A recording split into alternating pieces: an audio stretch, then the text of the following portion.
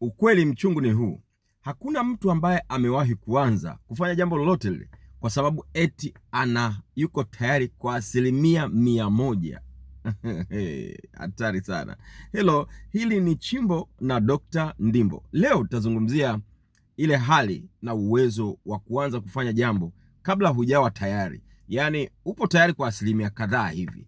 Kwenye maandiko, kwa sisi wa Kristo, maandiko yanasema aliye nacho huongezewa, asiye nacho unyang'anywa hata kile kidogo alichonacho. Yaani maana yake hakuna mtu ambaye hana kabisa. Yaani kuna kitu kidogo unakuwa upo nacho. Sasa usisubiri kila kitu kiwe tayari kwa 100% ili uanze hiyo biashara, ili uanze kusoma, ili uanze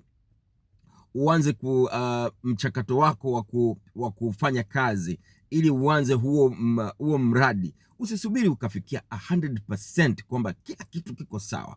Anzia hapo ulipo na watu ulionao na kiwango cha pesa kidogo ulichonacho na vifaa vichache ulivyonavyo, ili uweze kusonga mbele. Anza ulipo, usisubiri mpaka uwe 100% perfect, 100% ready. Tukutane wakati mwingine katika Chimbo na Dr. Ndimbo.